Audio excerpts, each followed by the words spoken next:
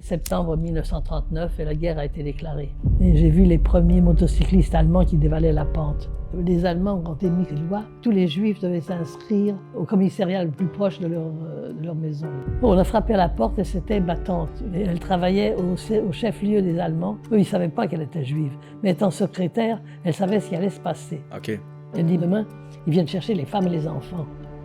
Maman dit, je ne sais pas où aller. Elle dit, demain, quand ils viendront, je prendrai Muguette, j'irai avec eux. J'ai commencé à crier, je veux pas aller avec toi, je veux pas tirer toute seule. Alors maman et Madame Dumas, toutes les deux armées d'une paire de ciseaux, ont décousu nos étoiles. Alors nous sommes partis pour habiter chez Madame Dumas pour passer la nuit. Alors nous sommes rentrés dans le métro, avec des Allemands un peu partout. Et en face, il y avait un vieux monsieur, et il me fixait, il me fixait. Tout d'un coup, il a accroché mon regard et il a baissé les yeux. J'ai vu avec horreur que sur mon manteau beige se dessinait en fil jaune le profil de l'étoile. Ah ouais.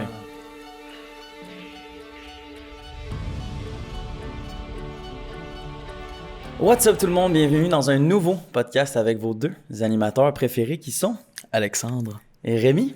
et Rémi, voilà. Bienvenue Alex. Merci beaucoup, Rémi. Bienvenue à toi. On est dans un nouveau studio aujourd'hui.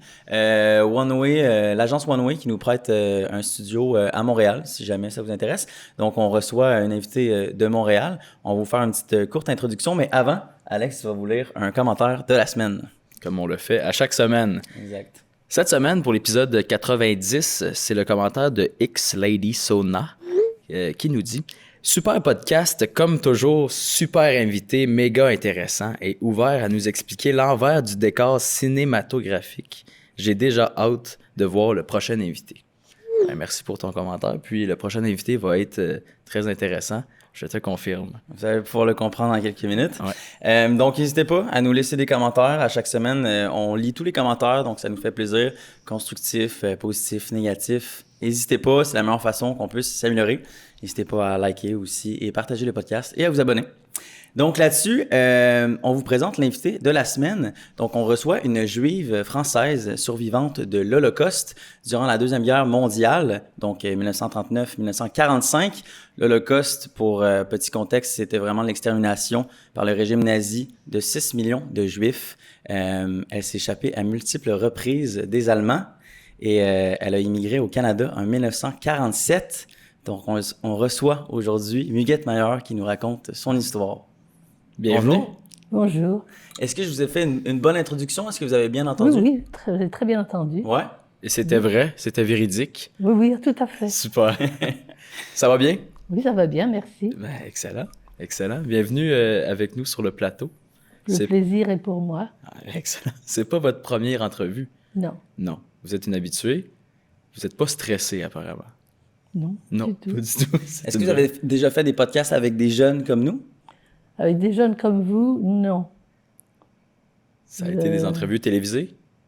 Le- Vous avez déjà fait un podcast avec une dame de 30 ans, je pense, j'avais vu sur YouTube. Je ne me rappelle plus, c'est possible. Ouais, parce que vous en avez fait beaucoup, hein, je crois, quand même. Mais ils étaient jeunes. Quand ils sont venus avec la Gazette, ils étaient jeunes eux aussi. C'était la Gazette? La Gazette de Montréal. Le journal, c'est ça? Oui. OK.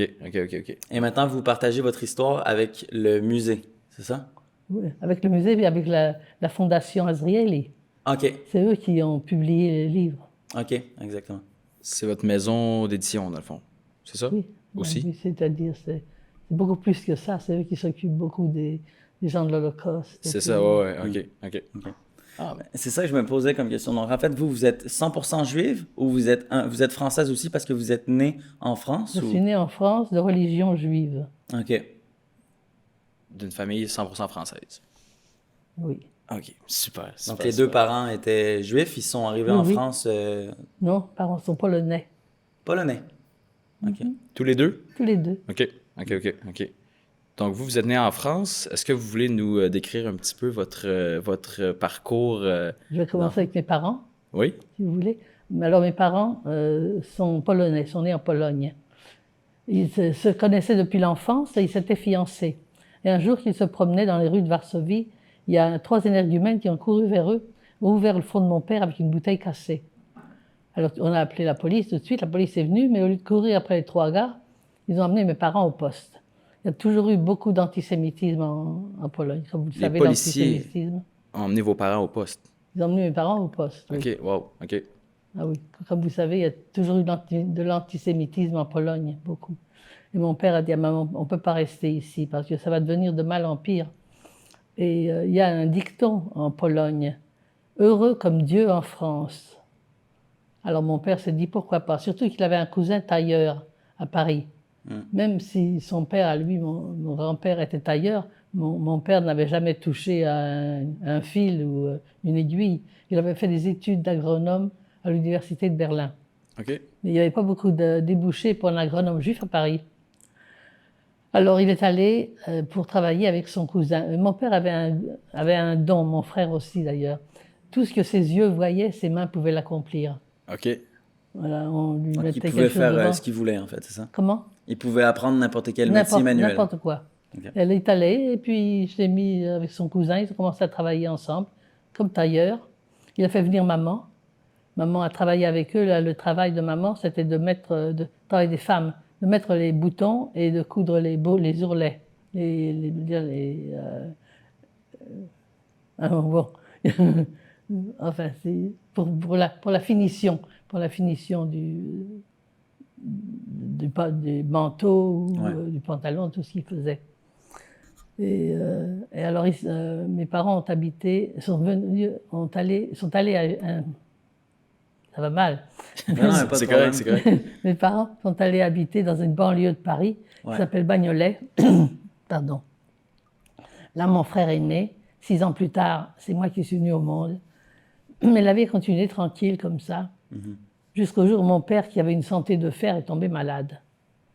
Alors, on a pu appeler le médecin est venu, il a dit il faut l'amener tout de suite à l'hôpital et le mettre dans un poumon d'acier. Le poumon d'acier, c'est une espèce de tube en acier dans lequel on enfourne le malade. Il y a des petits... il y a l'oxygène qui s'amène avec des petits tubes. Mais malheureusement, soit que le poumon d'acier était défectueux ou qu'il y avait déjà quelqu'un dedans, on n'a pas pu mettre mon père dedans. C'est un poumon artificiel, en fait, Un c'est ça? poumon artificiel, OK. oui. Et mon père a vécu 3 jours et il est mort. Il avait 35 ans. Wow, ça va vite. C'est jeune, quand même. Oui. Très jeune. Et maman est restée toute seule avec 2 petits-enfants. Et Maintenant, vous aviez quel âge à l'époque? Comment? Vous aviez quel âge au décès de votre père? Si j'habite? Vous aviez quel âge au décès de votre père? Oui, je m'en rappelle. Oui. Mais à quel âge vous aviez quel âge? J'avais 3 ans et demi quand il est 3 ans et mort. demi. OK. Oui. Je m'en rappelle encore. C'est vrai? Ah oui, je me rappelle des choses sur lui, sur la maison. Et votre mère, donc, elle a laissé à Maman, elle elle-même était toute seule. avec les 2 filles. Et à cette époque, les femmes étrangères n'avaient pas le droit de travailler en France. C'est vrai, oui. Mais maman avait besoin de travailler, elle avait 2 petits. Alors cette toute petite bonne femme, pas plus haute que 5 pieds ou qui pesait même pas 90 livres, elle est allée au ministère du Travail à Paris. Elle a été d'abord parlé au secrétaire, ensuite elle a été admise auprès du ministre. Maman était la première femme en France, la première femme étrangère à obtenir un permis de travail. Wow, OK. Et Donc alors- c'est historique, quand même. Ah oui, C'est très historique. Elle a fait changer l'histoire. Elle a fait évoluer les droits des femmes. oui. C'est bon, ça. Et juste pour une petite parenthèse, vous avez une sœur et un frère, c'est Non, ça? juste un frère. Juste un frère, OK. Ah oui, OK, oui.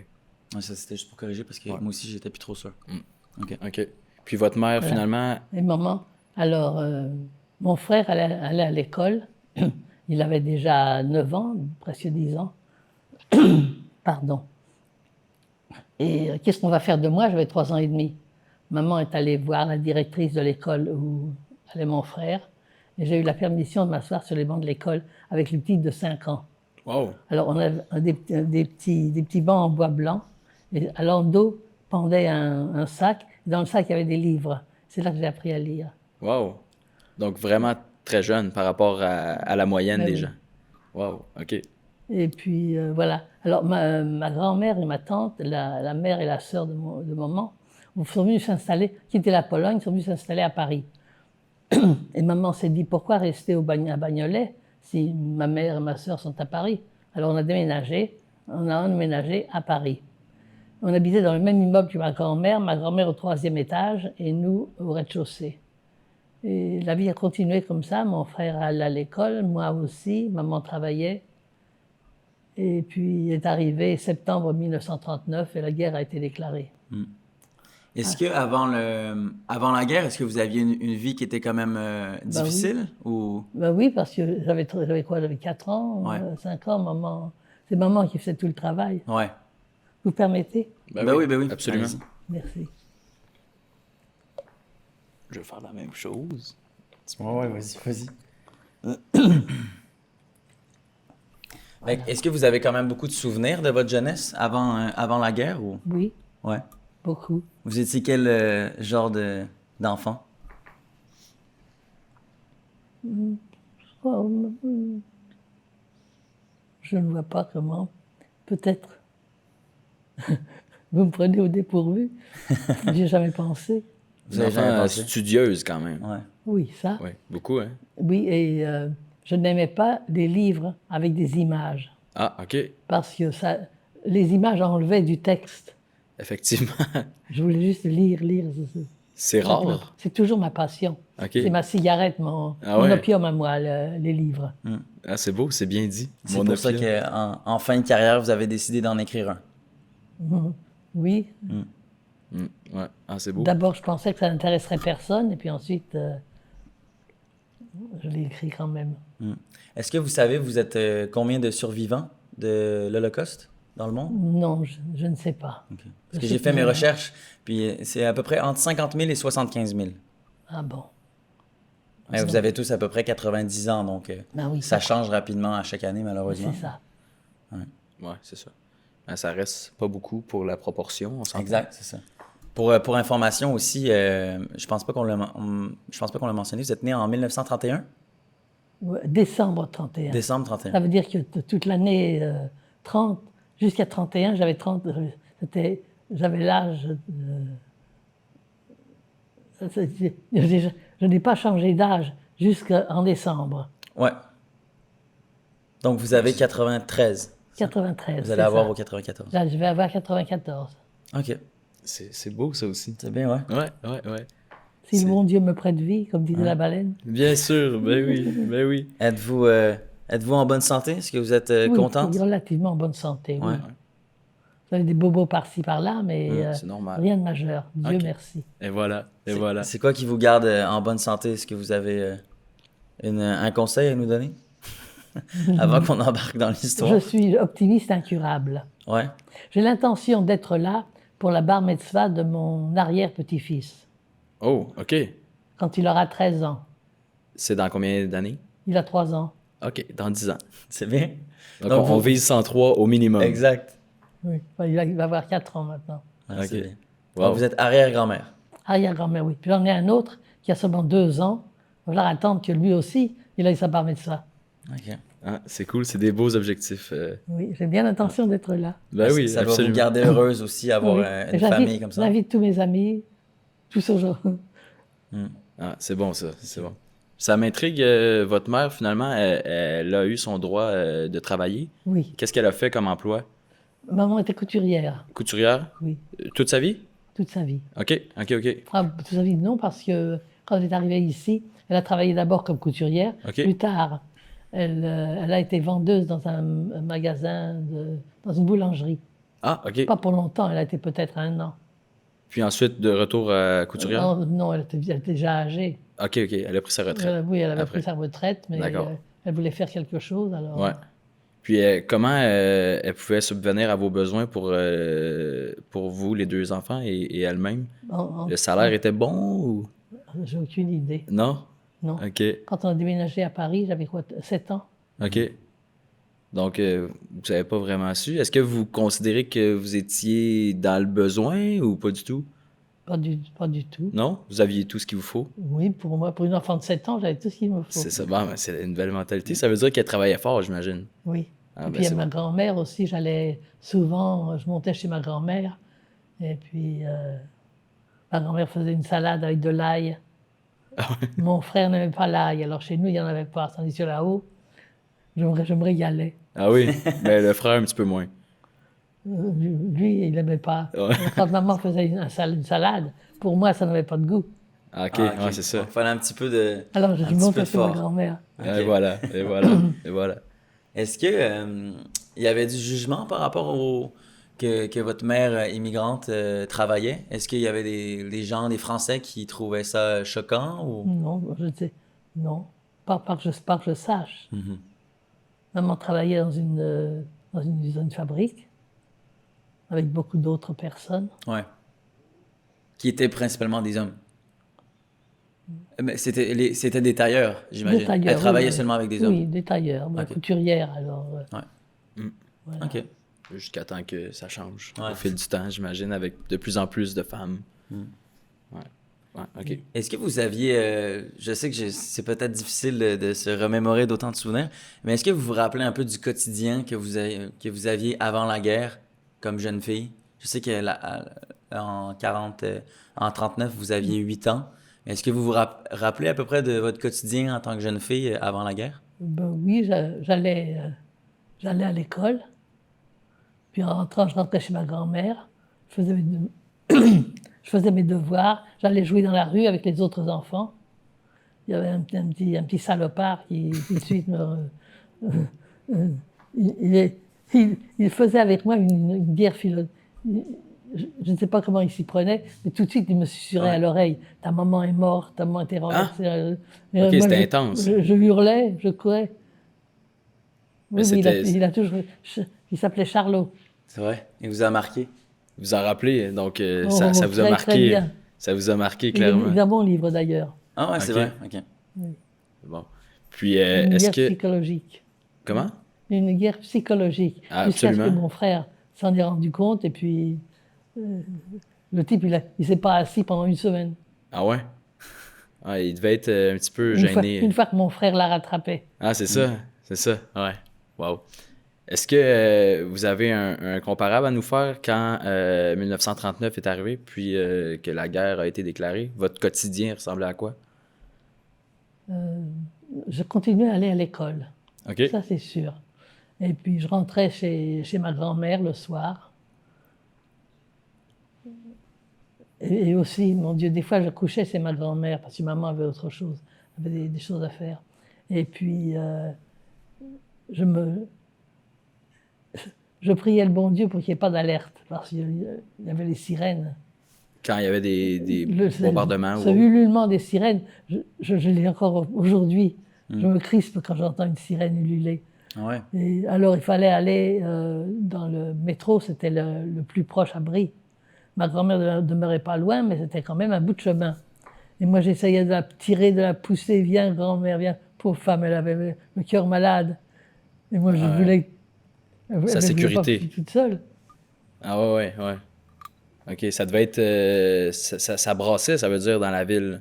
Ouais, c'est-à-dire qu'il y avait des alertes. Il Ouais. n'y a pas eu beaucoup de bombes à Paris.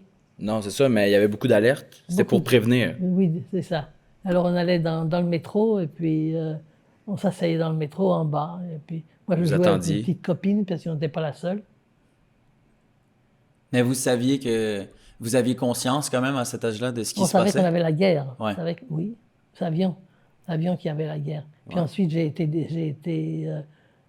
quand les Allemands sont arrivés, ils ont franchi la ligne Maginot, le gouvernement français a fait évacuer de Paris tous ceux qui n'étaient pas nécessaires à l'effort de guerre. Donc les femmes et les enfants. Ça vous incluait, c'est ça? Là? Alors moi, j'ai été évacué avec mon école. Nous étions à peu près une cinquantaine d'enfants dans une petite ville qui s'appelle Sens, au sud de Paris, une autre qui s'appelle Villeneuve-sur-Yonne. Nous dormions dans des préaux d'école, on dormait sur des paillasses. Les paillasses, c'est un grand sac dans lequel on met des pommes de terre aujourd'hui, sac en Ah ouais, jute. OK. Alors il y avait de la paille dedans. On avait une couverture pour nous couvrir. Et puis on avait toujours faim, mais il nous avait bien dit de ne pas toucher au pain de couleur bleue sur les étagères. Ça avait été mis là pour tuer les rats. Ah, OK. Ouais. Et on était malheureux. Les enfants, nous, on ne savions pas où étaient nos mères, nos parents. Maman ne savait pas où j'étais. Et maman avait beaucoup d'amies juives et non juives. Et maman était petite, elle était timide. Et seulement elle avait une de ses amies, Madame Javiol, qui était grande, forte et qui parlait haut. Madame Javiol était française, elle n'avait pas peur de poser des questions. avec Madame Javiol. Maman a trouvé où j'étais, elle est venue me chercher. Ah ouais? J'étais dans un état lamentable, j'avais une tête pleine de poux, j'avais un gros furoncle au mollet. Alors maman m'a emmené. Oui, et pendant que moi j'étais évacuée avec l'école, maman, mon frère, ma grand-mère et ma tante ont eux aussi été évacués dans un petit village qui s'appelle Chanlot. Vous m'excuse. Oui, pour oui, la allez-y, montée. allez-y. Pas de problème. Prenez votre temps.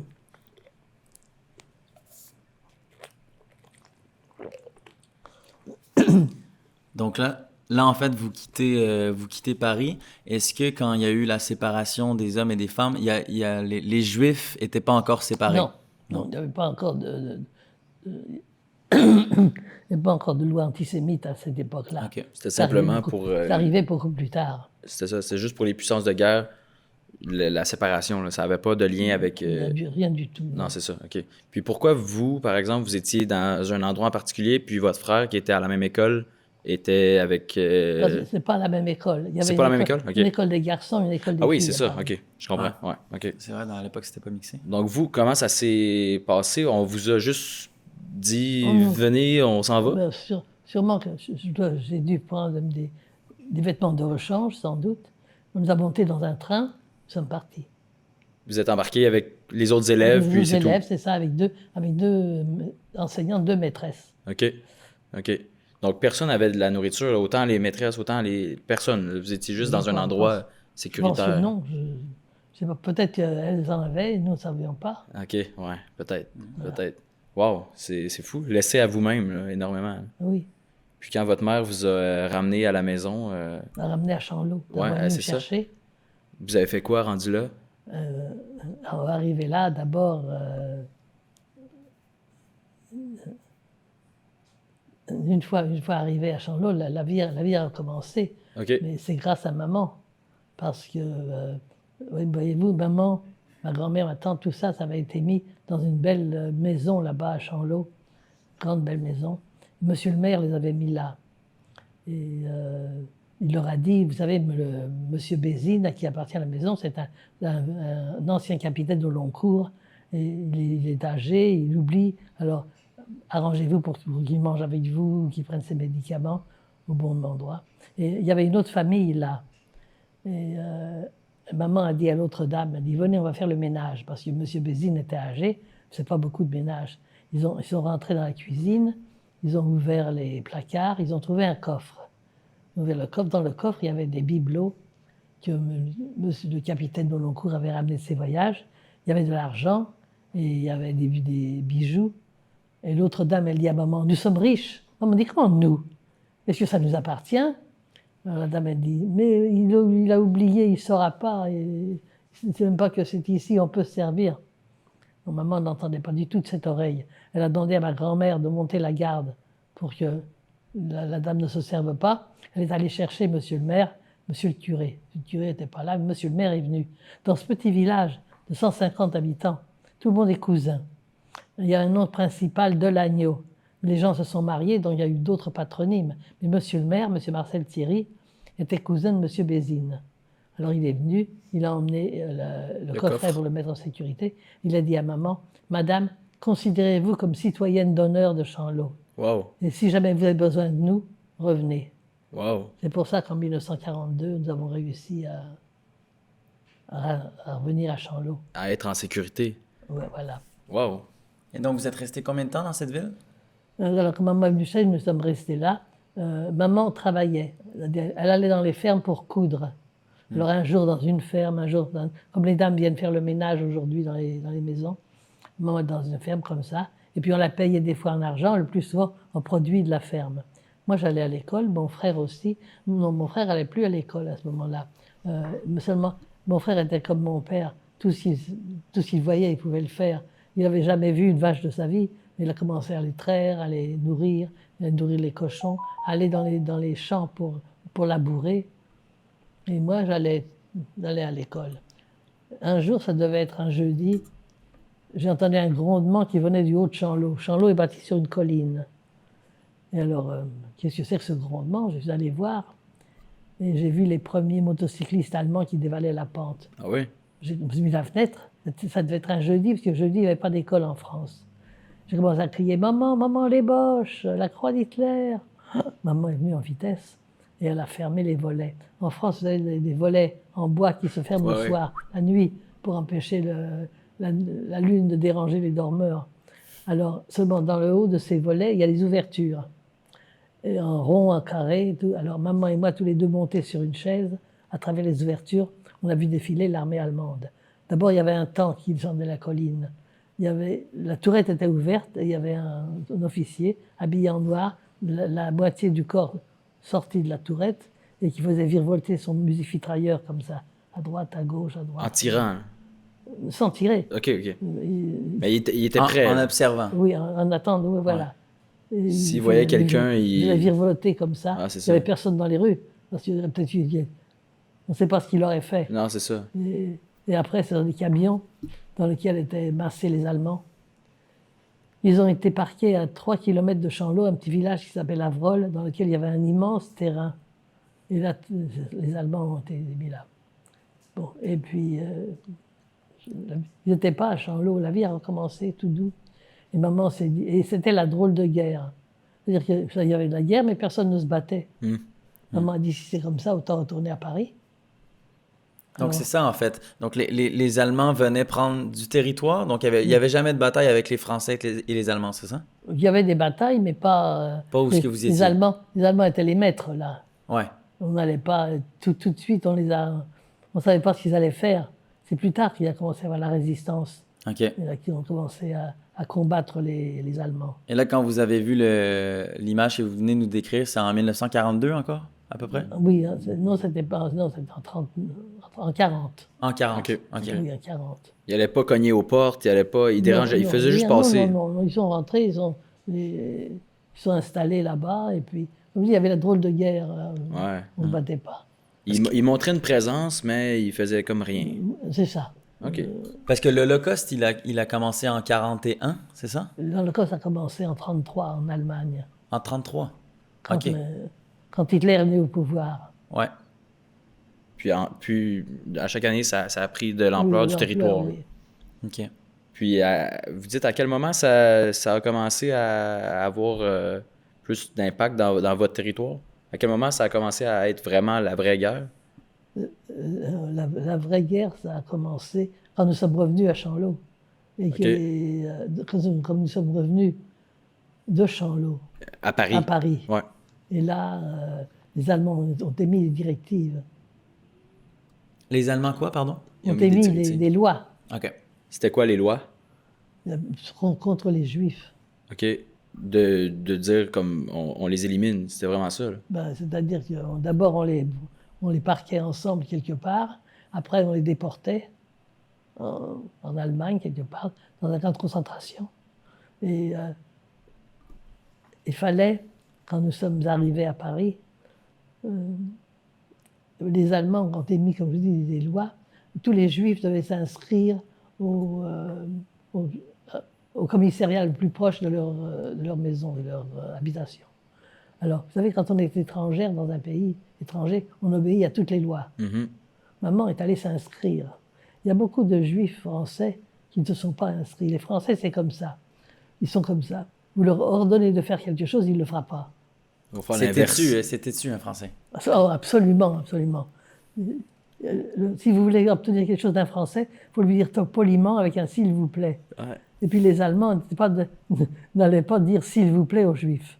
C'est pour ça qu'il y a beaucoup de Juifs d'origine française nés en France qui ne se sont pas présentés. Donc les Allemands ne savaient pas où ils étaient. Ils n'ont pas été déportés. Tandis que les gens comme nous, on a obéi. Mais vous ne le saviez pas non plus qu'il allait avoir qu'il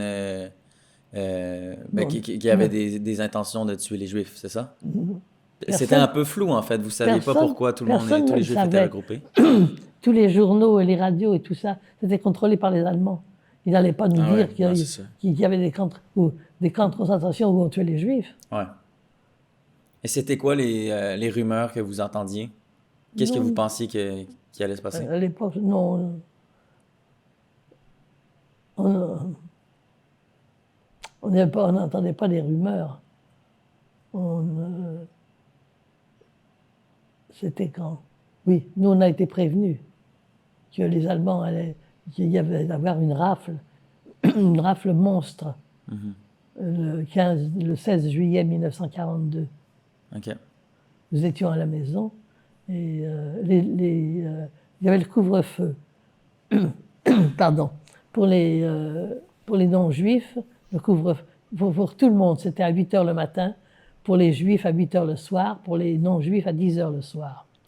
Et il devait être 9 h parce que nous étions à la maison. Et une amie à maman, une française, Madame Dumas, était là et elle parlait à maman.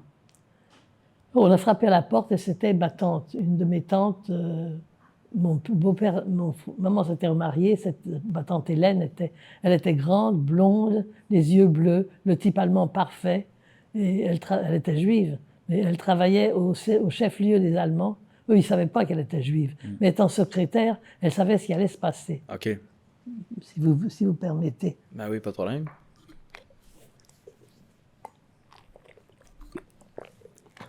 Ce que je comprends, c'est que c'est votre tante qui vous a avisé que ça allait ça. barder. Et maman, alors, elle dit, Bella, il faut que tu t'en ailles parce que demain, ils viennent chercher les femmes et les enfants. Les hommes avaient été pris un an auparavant. Et elle est partie à... Pardon, je m'excuse. Elle est partie pour avertir d'autres personnes. Et Madame Dumas, elle dit à maman, alors Bella, qu'est-ce que vous allez faire? Maman dit, je ne sais pas où aller. Elle dit, demain, quand ils viendront, je prendrai Muguette, j'irai avec eux. J'ai commencé à crier, je veux pas aller avec toi, je veux pas, t'iras toute seule. Je ne sais pas pourquoi. Hein. J'avais 7 ans. 42, j'avais déjà... 11 ans. 9 ans. Et, Ouais. oui, 42, 11 ans. 42. Vous étiez comme J'ai dit non, une jeune je adolescente. Je ne savais pas pourquoi. Ouais. Mais maman, j'avais une crise de nerfs. Madame Dumas a dit à maman, vous savez quoi, Bella, venez donc dormir chez moi cette nuit. Alors, nous avions nos étoiles jaunes, parce que quand nous sommes retournés de Chanlot, retournés à Paris, c'était des choses que les Allemands nous avaient données, des cartes d'identité, Parce qu'ils vous contrôlaient souvent, j'imagine? Comment? Est-ce qu'ils vous contrôlaient souvent? Vous ne pouviez pas marcher dans la rue sans votre étoile? D'abord, on avait tous le type juif. Basané, la peau basanée. Okay. Vous pouviez moins vous échapper visuellement, contrairement à l'ami de votre mère, comme vous avez dit. Oui. Alors, pardon. Alors, maman et Madame Dumas, toutes les deux armées d'une paire de ciseaux, ont décousu nos étoiles. Que les étoiles, il fallait les porter. Interdiction de les cacher avec un livre ou avec un sac à main. Alors, comme ils ont enlevé les étoiles, Madame Dumas les a mis dans son soutien-gorge, je me rappelle. Et puis, alors nous sommes partis pour habiter chez Madame Dumas pour passer la nuit. On a pris le métro. À ce moment, les Juifs, à ce moment-là, n'avaient le droit que de prendre le dernier métro. Mais comme plus rien ne nous désignait comme Juifs, on n'avait pas les étoiles, nous sommes rentrés dans un autre wagon. Pardon. Pas de problème. Est-ce que ça vous stressait, ça? Est-ce que ça vous faisait peur de sortir sans l'étoile? Non, parce qu'une fois que maman et Madame Dumas étaient là... Vous étiez rassuré avec eux? Je savais pourquoi. Ouais. Alors nous sommes rentrés dans le métro. Maman et Madame Dumas sont assis. En France, les sièges se font face. Alors les genoux se touchent. Il y avait des Allemands un peu partout. Et pour moi, il n'y a pas de siège, sauf du côté de la porte, il y a un siège qui se plie, il s'appelle un strapontin. Vous baissez le siège, on s'assoit. Quand on se relève, le siège se relève. J'étais assis sur un des strapontins. Et en face, il y avait un vieux monsieur sur l'autre. Et il me fixait. Qu'est-ce qu'il veut, ce vieux bouc? Je ne le connais pas. Tout d'un coup, il a accroché mon regard et il a baissé les yeux. J'ai voulu voir ce qui l'intéressait tellement. J'ai vu avec horreur que sur mon manteau beige se dessinait en fil jaune le profil de l'étoile. Ah ouais? Alors j'ai mis ma main gauche sur mon épaule droite. J'ai commencé à tirer les fils. Le vieux monsieur a souri. Il est descendu au prochain arrêt. J'ai jamais su qui il était. Wow, mais il vous a jamais dénoncé? Nous ne savions pas. C'était peut-être un juif aussi qui tentait de s'évader. peut-être. Mais je crois que c'était plutôt un Français, qui est une bonne personne, quoi. C'était pas un Allemand. Non. On assume que c'était pas un Allemand. Non. Wow, OK. Nous sommes arrivés chez Madame Dumas, on a passé la nuit là. Le lendemain, maman voulait avertir sa mère et sa sœur. Alors, donc, avant le couvre-feu, elle s'est levée parce que ma grand-mère habitait à l'autre bout de Paris. Elle a commencé à courir dans les rues. Maintenant, en France, dans les immeubles, il y a des larges portes noires qu'on appelle des portes cochères. Et devant, il y a une borne blanche. Je ne sais pas pourquoi, mais...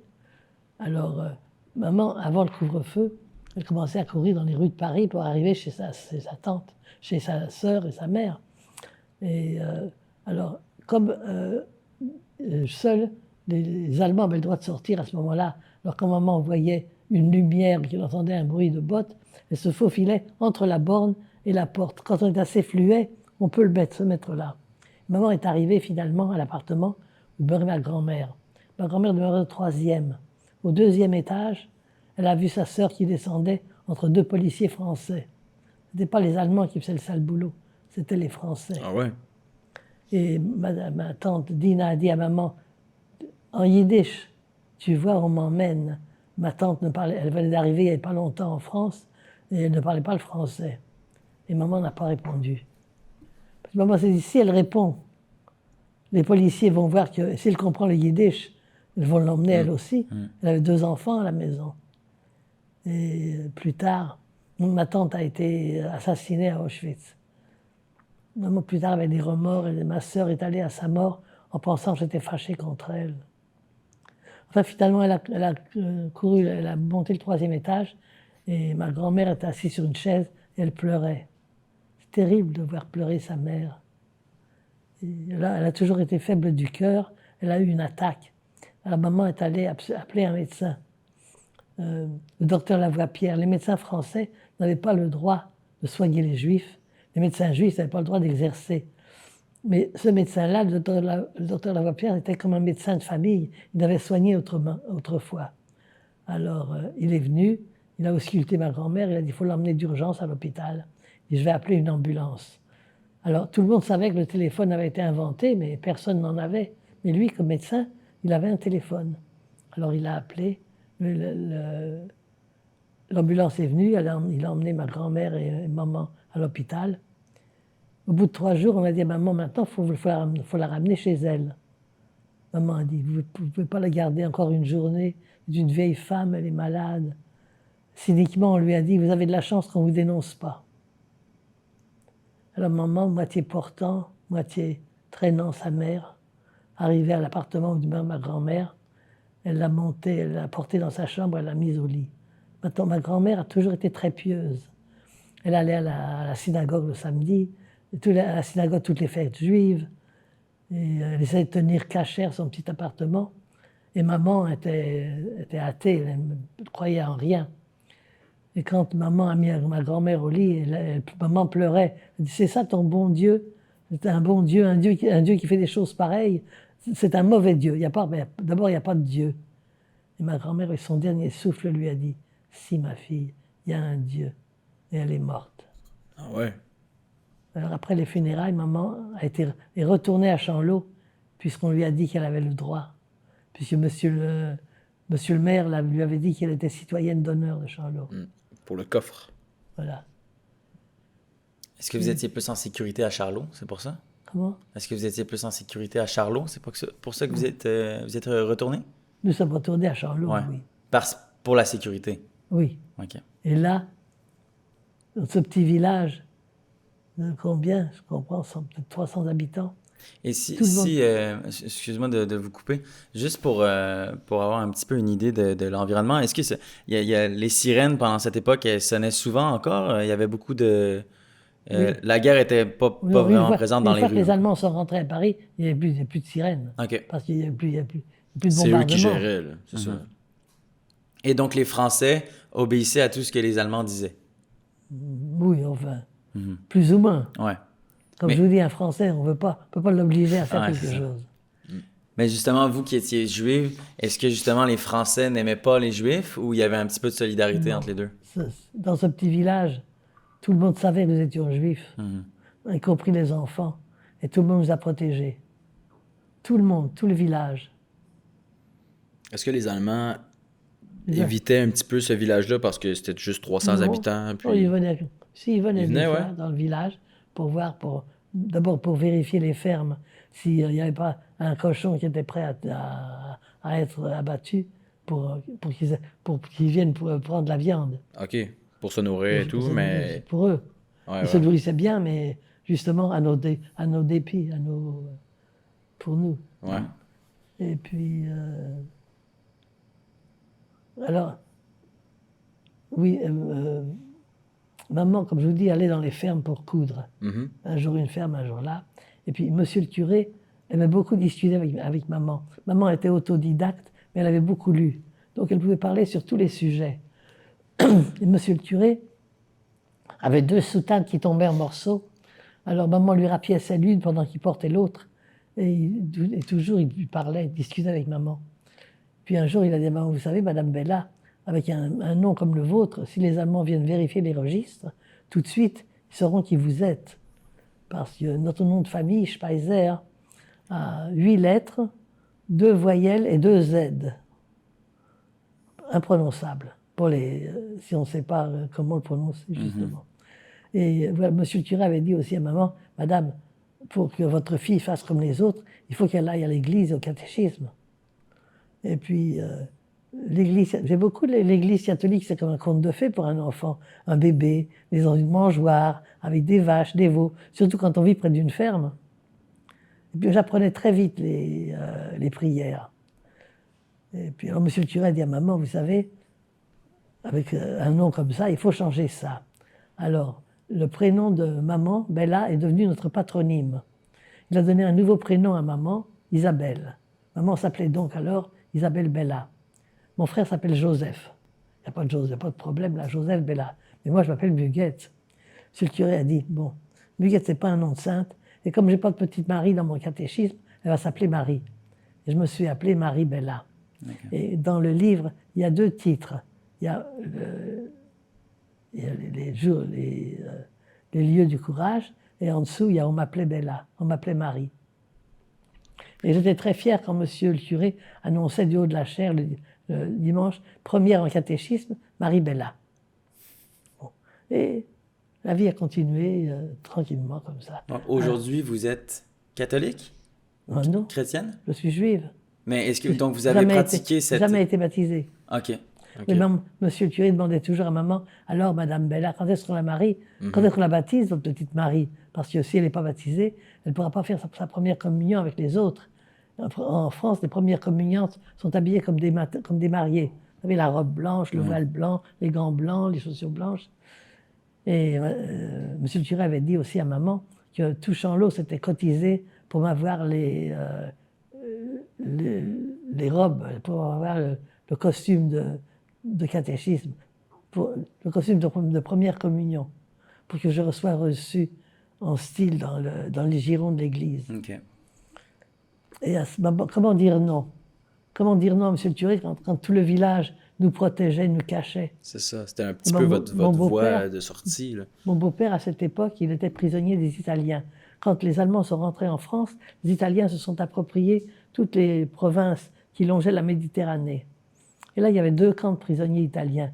Un très sévère, il y en avait un autre qui n'était pas sévère du tout. Les prisonniers pouvaient s'en aller quand ils voulaient. Mais alors, pendant que maman parlait à monsieur le curé, mon père était dans ce prisonnier, dans ce camp très, très sévère. Alors, maman ne savait pas comment dire non à monsieur le curé, mais elle lui a dit, vous savez, monsieur le curé, son père est prisonnier. Mais parce qu'on disait, je l'appelais mon père. Et quand son père, alors, pour une occasion aussi monumentale, il faudrait que son père soit là. Alors, monsieur le curé a très bien compris. Quand c'était la fin de la guerre, mon père est revenu, jamais été baptisé. Effectivement, c'était vraiment... c'est juste pour pas l'être, dans le fond. Voilà. Comment c'était pour vous d'apprendre tous les principes de base du catholicisme en étant C'était très bien. juive? Et puis, quand je demandais à monsieur le curé, mais comment ça se fait, il y a la Sainte Famille, il y a 3 personnes dans une personne. Monsieur le curé m'a très bien expliqué.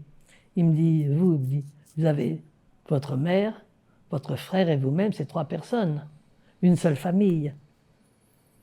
Je n'ai pas posé d'autres questions. Pour moi, la Sainte Famille était expliquée.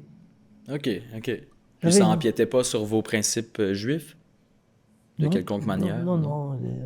Les Juifs, on n'est pas du tout catholiques. Non, Je- mais justement. J'ai été élevé catholique. Je connais la religion catholique très bien, même peut-être mieux que la mienne. OK. Mais je ne suis pas catholique. OK. Sinon, savez- ouais, Oui. pardon, vous alliez dire? Je vous en prie. Non.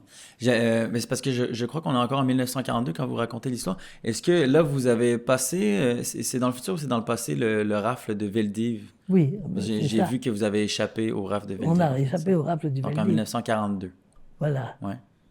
Et comment ça s'est Oui, passé parce en fait? C'est parce qu'on vous a caché pendant ce temps-là? C'est ça, parce que maman est allée, elle a pris le train, elle est allée à Chanlot. OK.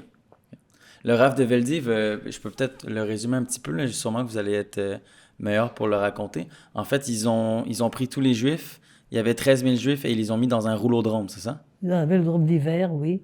Ok. Et ensuite à Drancy, et de Drancy à Auschwitz. OK. Donc c'était juste en fait une grosse vague pour aller C'est chercher ça, des grave, Juifs. C'est ça. OK. Pour essayer d'amener le plus de Juifs d'un seul coup. Ils savaient où nous trouver, eux. OK. Parce que ça fonctionnait par vague, en fait? C'est comme ça que ça fonctionnait? Ou Non. ils voulaient juste en prendre le plus possible aussitôt qu'ils en avaient? D'un seul coup, oui. Ils en prenaient de temps en temps. Mais de prendre le plus possible d'un seul coup. OK. Vous dites, vous y avez échappé parce que votre mère est allée par le métro, mais vous l'avez suivie, dans le fond? Vous étiez avec Non. elle dans le métro? J'étais dans le métro et j'ai enlevé. On n'avait plus nos étoiles juives. Mais c'est C'est ça, là ça que c'est le pour le monsieur- retour, là. Comment? Ça, c'est pas la fois avec le monsieur devant vous, là. Ça, c'est le Dans retour. accident. Mais ça, c'était quand nous sommes allés chez Madame Dumas. C'est ça? Mais je parle pour Le le retour retour. à Chanlot. Maman m'avait laissé à Chanlot quand elle est Ok. revenue, quand elle est retournée à Paris. OK. Moi, j'étais toujours là. OK. Elle était seule, elle, à avoir fait le... Ah oui. OK, je comprends. OK, d'accord. Donc, vous étiez en sécurité à ce J'avais moment-là. J'avais une maîtresse, une maîtresse, Madame Béraud. Elle savait tout. C'est vraiment...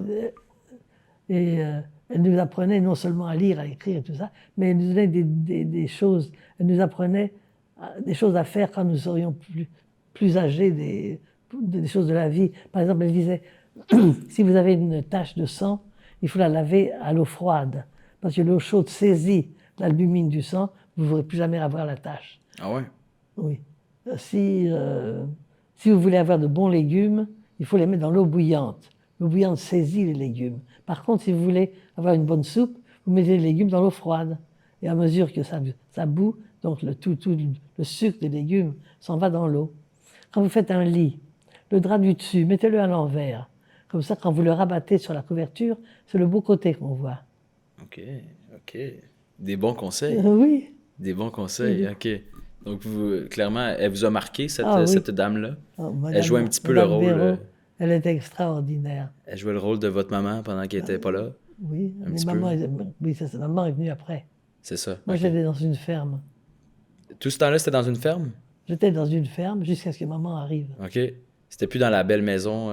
Non, non. Non? OK. Puis dans une ferme, vous habitiez avec les animaux? Vous dormiez dans la paille et tout? Non, non. Là, on dormait dans la ferme avait... Il y avait un endroit habitable? Oui, habitable. OK, où, c'est bon. Où les fermiers habitaient. OK, je comprends. Pas dans l'étable, là. Non, non. Non, c'est bon. Non. OK. Remarque, c'était bon dans l'étable. Ben, Moi- j'imagine. Moi, Madame Dumas, voyez-vous, non, on m'a pas... Maman ne m'a pas laissé à Chanlot. Ce qui est arrivé, c'est que quand maman est allée voir sa mère, essayer de sauver sa mère, Mhm. Madame Dumas, elle m'a emmené chez des cousins à elle qui habitaient la Normandie. OK. Là, dans une ferme aussi, mais des gens extraordinaires. La famille Savigny. Je les ai appelés mon oncle et ma tante. Et ils me considéraient comme un des leurs. Je mangeais à leur table, je couchais dans leur lit. J'allais même à l'école, là-bas. Il y avait 2 enfants. Il y avait 7 enfants, mais il y en avait 5 qui s'étaient loués dans les fermes avoisinantes. Alors il y avait Gilbert qui avait 2 ans de moins que moi, et Suzanne 3 ans de plus. Et comme je dis, j'allais à l'école. Et puis je suis resté là 9 mois. Au bout de 9 mois, maman est venue me chercher. Et alors, on a pris le train pour arriver à Paris. De Paris, il fallait d'abord arriver à Paris, ensuite de Paris, reprendre un autre train pour arriver à Chanlot. Et on marchait le long de la route. Et il y a une voiture qui s'est arrêtée à nos côtés. Et 2 hommes en sont descendus qui parlaient parfaitement le français. Et le premier a dit, maman, qu'est-ce que vous avez dans les valises là? Maman a dit, ma fille était en vacances à la ferme, je la ramène à Paris. Ouvrez. Dans les valises, il y avait mes vêtements, il y avait aussi un lapin fraîchement tué, il y avait une zen d'œufs, il y avait une botte de beurre, tout ça, du marché noir que maman ramenait à Paris pour le vendre, strictement interdit. Et l'autre a dit à maman, vos papiers. Alors, les papiers, c'est des papiers d'identité. Mais sur les papiers d'identité, il y avait un juif qui était marqué. Sur la photo, il y a la photo, il s'ouvre un accordéon et le juif. Maman s'est dit, ça y est, nous sommes perdus, parce que s'il voit le juif, on va nous emmener tous les deux.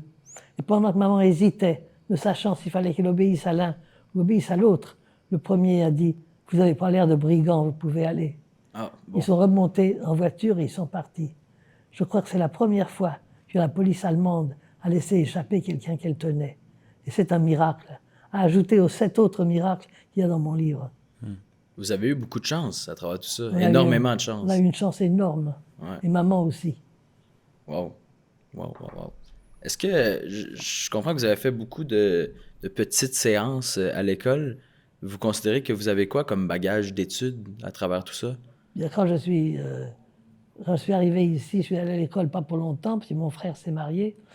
Et puis, j'avais 40 ans quand je suis retourné Aux à études? McGill pour avoir Wow. mon diplôme de traductrice. D'études universitaires comme Oui. traductrice. Oui. Wow. C'est beau. Chapeau. J'ai passé 5 ans à McGill le soir. OK. Juste de soir. Oui. Pour travailler de Parce que jour. je travaillais de jour. C'est ça. Wow. Hey, chapeau. Traductrice pour quelle langue? Français, anglais, anglais, français. OK. Wow. J'ai même une fois traduit un texte qui nous arrivait en italien. Parce que je travaillais chez Desmarais Robitaille, c'était une maison qui qui fabriquait des choses, toutes sortes de choses pour les églises. Il y avait des couturières qui faisaient des chasubles, il y avait les bijoutiers en haut qui faisaient des ciboires et tout ça. Et on avait reçu d'Italie de l'encens avec comment se faire avec l'italien, un mode d'emploi en italien. Alors, il y avait une jeune fille là-bas qui travaillait, qui était espagnole, elle ne comprenait rien. On m'a demandé, moi, si je pouvais traduire.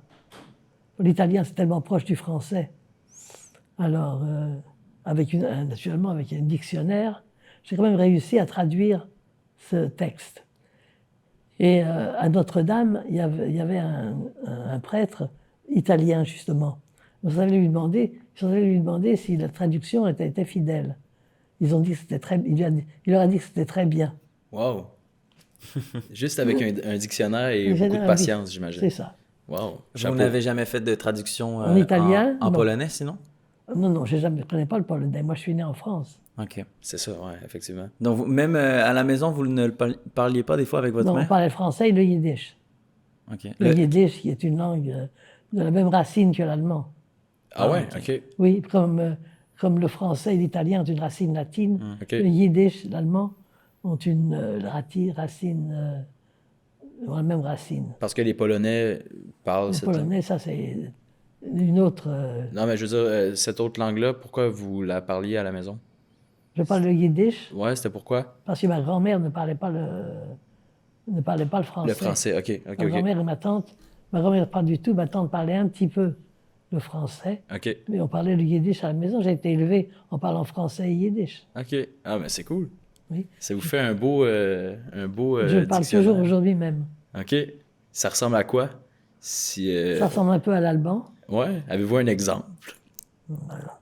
Ich bin sehr zufrieden, als ich in Hand gekommen zur Ziehherrensiach. Ich habe sehr lieb.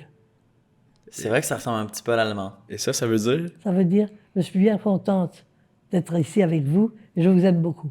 Oh! Ah, C'est tombé mais mignon. on t'aime aussi en retour, Miguel. Oui, absolument. C'est gentil, merci.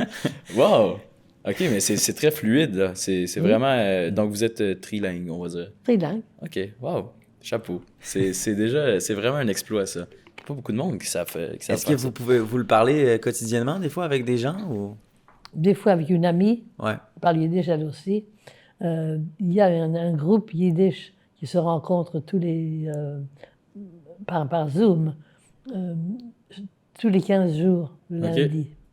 Et tout le monde parle le yiddish là. Et moi, je me suis C'est le groupe inscrite. C'est bien. Montréalais? Non, il y en a de partout. Ils sont plutôt américains. OK. Il y en a quelques-uns du Canada. Il y a même un type qui vient de Jérusalem, Wow. qui s'est levé à 3 heures du matin pour nous parler. Il y a 7 heures de différence. Ah ben oui, OK. Comme ça vous permet un peu de C'est le ça. garder en vie. Et puis, Ouais. moi, quand j'étais dans la ferme chez Savigny, vous savez, on avait chaque enfant avait quelque chose à faire. Chacun avait un devoir. Moi, ce que j'avais à faire, c'est d'amener les vaches au champ. Et pendant que mes vaches marchaient, que je marchais avec eux, je me parlais à moi-même en yiddish. Et j'essayais de me chanter des petites chansons que ma grand-mère m'avait apprises. Tout ça parce qu'il me semblait que ça me rapprochait de ma grand-mère. Parce Ma qu'elle grand-mère était loin. Ma grand-mère était morte à ce moment-là. Ah, elle OK, savait rien. OK. Est-ce que vous compreniez des fois l'allemand, vu que c'est une langue Oui, qui je comprends peut... l'allemand.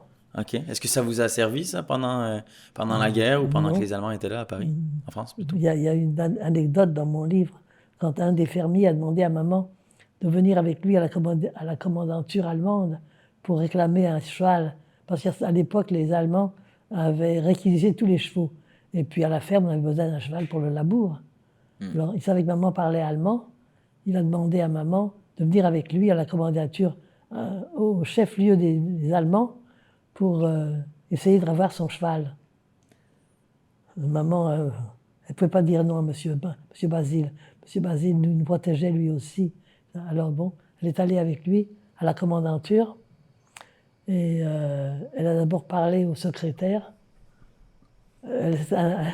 Je crois qu'elle parlait juif avec un accent allemand.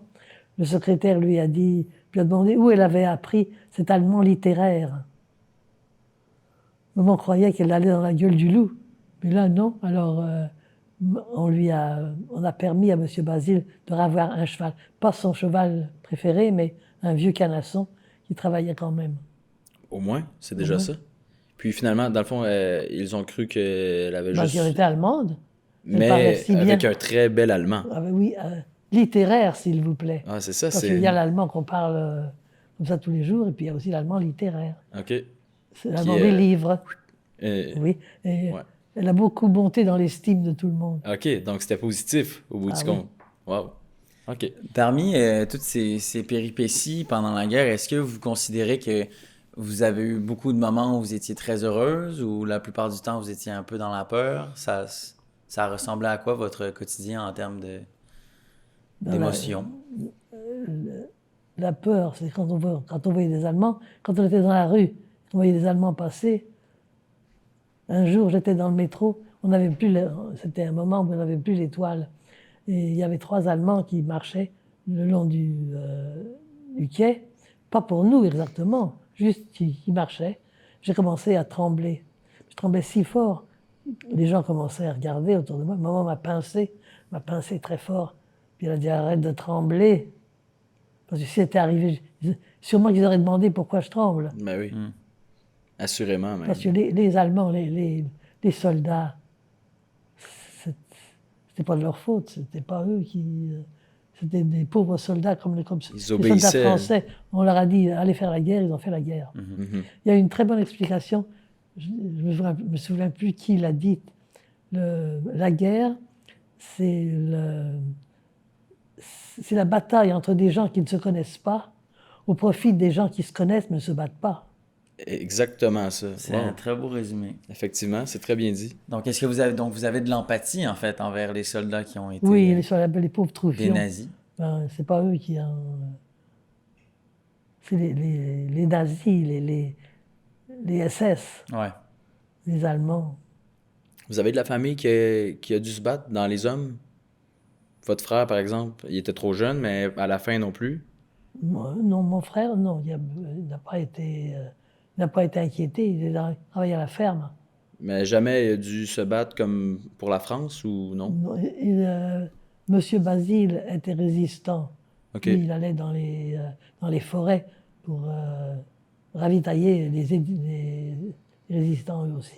Il emmenait mon frère. OK. Il Pour avait quel âge, chasser, votre frère? Mon frère a 6 ans de plus que moi. OK, quand même. il aurait pu, c'est ça? Ouais, c'est OK. Donc, eux allaient dans la forêt pour chasser pour la nourriture, Oui, ça pour le fait- village et... Oui, il faisait aussi du charbon de bois dans les. OK. Mon frère allait avec eux. Pour entretenir les feux, Oui. les grilles, les... Mais Ah ouais, wow. Mais c'est fou quand même. Deux rôles très différents pour les hommes et les femmes à ce moment-là. Est-ce qu'il y a une proportion de gens que vous connaissez qui sont allés dans les camps de concentration? ma tante est morte en C'est ça, oui, mais vous l'avez nommé tout des à gens l'heure. que je connais. Oui, il y avait des amis à maman, des amis que je connaissais. OK. Oui. Des hommes, des femmes, des enfants aussi. Ouais. Le petit Charlot, là, qui menait une guerre psychologique ouais. contre moi, il est mort aussi. C'est hein, vrai? en camp de Lui, concentration, oui. Lui, sa il s'est sœur, fait emmener. ses parents, oui. Sinon, j'imagine qu'il y a beaucoup d'amitiés que vous avez construites que vous n'avez pas eu de nouvelles. Non, voilà. Il y avait un cousin à moi, qui avait mon âge.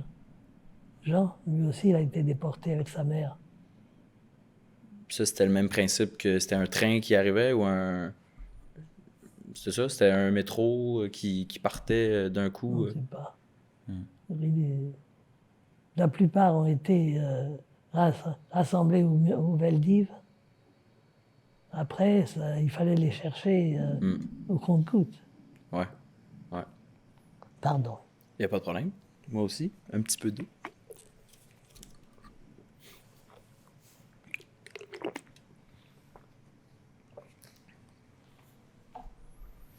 Donc, vous êtes resté en France jusqu'en 47, c'est ça? Oui, nous sommes retournés à Paris.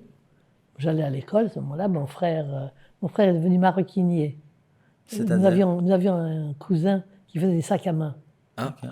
Alors, mon frère, comme tout ce qu'il voyait, il pouvait le faire. Il est allé travailler avec son oncle, avec son cousin, pardon. Maman travaillait dans un atelier pour coudre, elle cousait. Moi, j'allais à l'école. Maintenant, maman avait un bon manteau de laine, manteau d'hiver qui avait appartenu à sa mère. Et elle n'en avait pas besoin. Alors, maman a écrit à ma grand-mère paternelle, qui était restée en vie parce qu'elle avait vécu avec nous à Chanlot un certain temps. Et elle a demandé à ma grand-mère si, par hasard, elle n'aurait pas besoin du manteau. Ma grand-mère est venue, elle a pris le manteau. La mère à maman était toute petite, tandis que la mère à papa était grande, était haute. Alors, pour que le manteau lui aille, elle a ouvert les ourlets. Et dans les ourlets, elle a trouvé de l'argent américain et 2 lettres des frères de maman. Maman savait qu'elle avait 2 frères en Amérique, mais l'Amérique, de la Terre de Feu jusqu'au pôle Nord, ou en Amérique. Mais ma grand-mère a trouvé ces lettres. Alors elle est venue vite les porter avec l'argent à maman. Et alors, sur les enveloppes, l'adresse de retour est marquée. Donc elle a su que ses frères étaient au Canada. Elle leur a écrit. Et ça a été une liesse parce que tant d'années, 5 ans sans nouvelles, et sachant les camps de concentration avaient été ouverts à ce moment-là, sachant ce qui s'était passé, ils pensaient que nous aussi, nous avions péri. Alors, ils ont fait des démarches, les 2 frères de maman, plus une tante de Brantford qui avait des moyens pour nous faire venir au Canada.